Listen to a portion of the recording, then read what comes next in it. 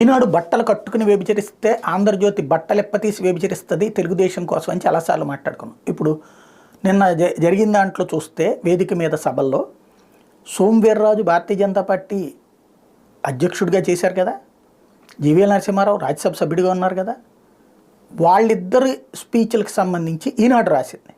కాస్త చిన్న చిన్న మొక్కలు టెంప్లెట్స్ టైప్లో రాసుకొచ్చింది. బట్ ఆంధ్రజ్యోతి మాత్రం వాళ్ళిద్దరి మీద బ్యాన్ పెట్టింది.